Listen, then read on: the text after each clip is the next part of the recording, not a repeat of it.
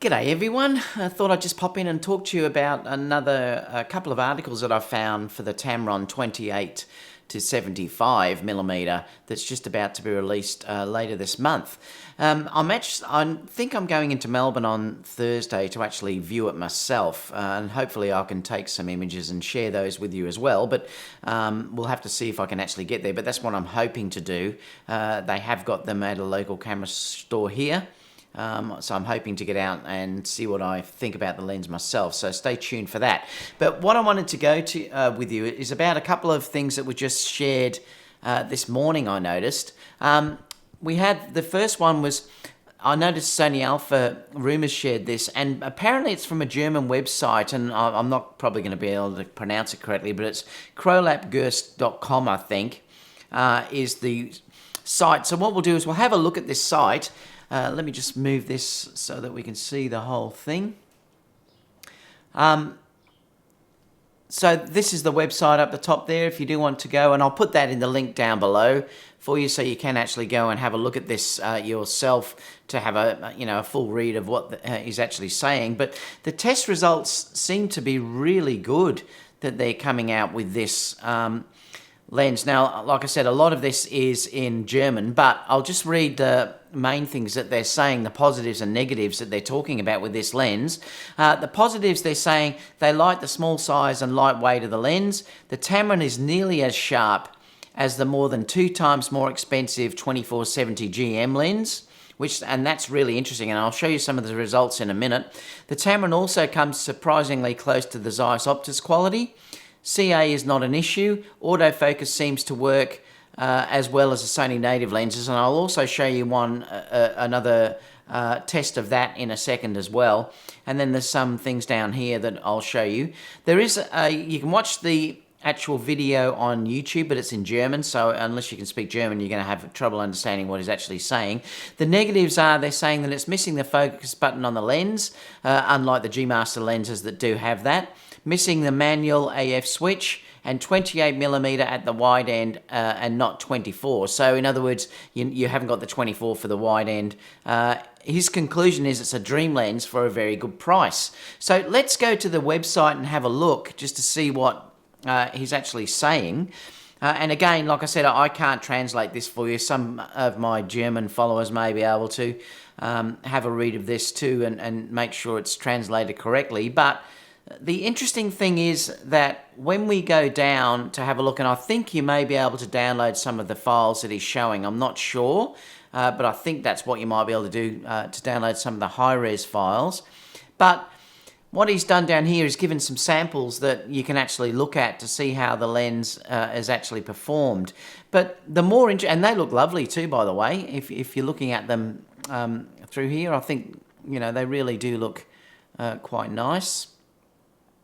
And I'd be certainly happy to use these images, that's for sure. Remember, for me too, sharpness is just not everything all the time. Like if it was a fraction less sharp than the GM, I would be quite comfortable with that. I'm already using the 70-200 f4 as well. It looks like this had a fair bit of processing done on these. I'm not sure, but it looks like that. But they're still beautiful photos. And like I said, I'd be certainly more than happy to give these images. Let me just reduce this down a little bit so that you can see these full size. I've just got to go onto the right one. There we go. All right, so I'll just scroll back through these just so that you can see them.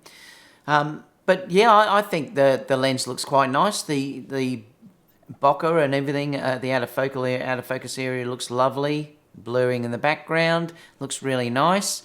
And like I said, I'd be quite more than happy to use this lens from what he's showing in these images particularly. They look really quite nice. I love the rendering. So yeah, I'd be quite happy with that. So, and I think you may be able to download those, I'm not sure.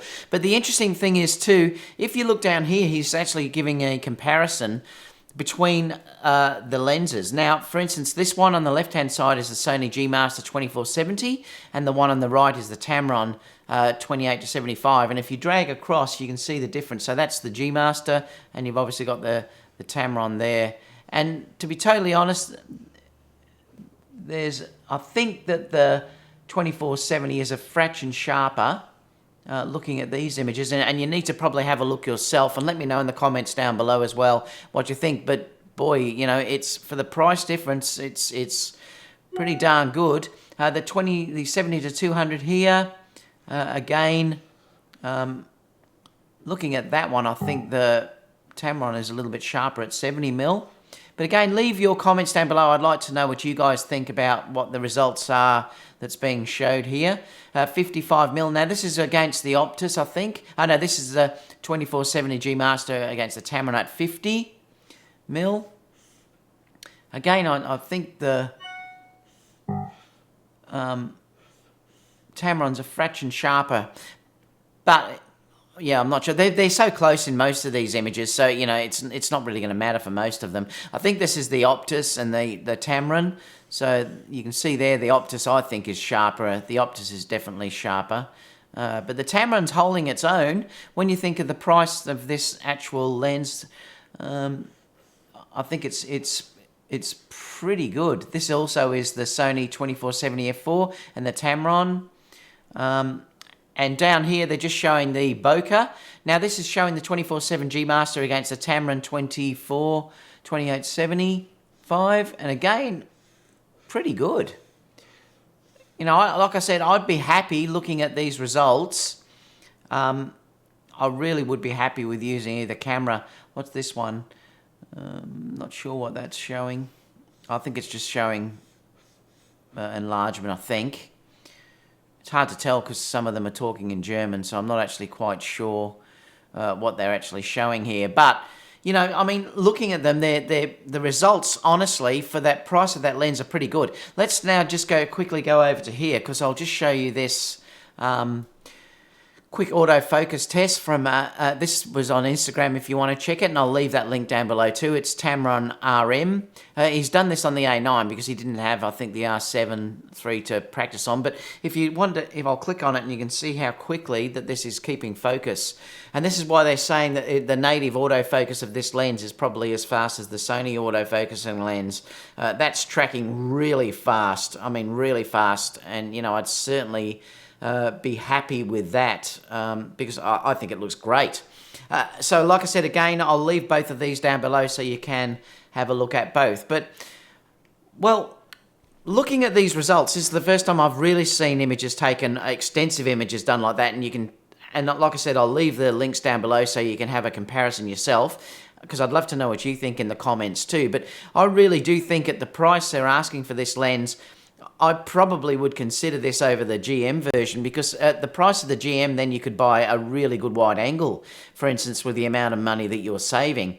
Now, that's probably the way I'm talking. Now, I'm not a pixel peeper. Other people that are more pixel peepers into that type of thing will probably say the GM is a better buy.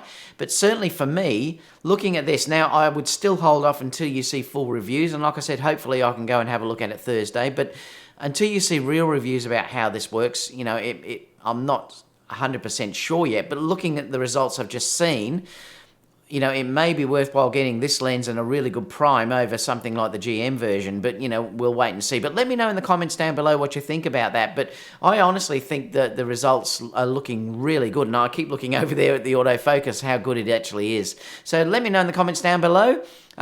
Please, if you can, give me a big thumbs up. And if you haven't actually hit the notification button, please click on that notification button if you're following me, because I notice YouTube has changed the whole algorithms and they're not showing people, all my followers, basically, they're not seeing the new videos that I'm releasing. So please make sure that you do hit that notification button.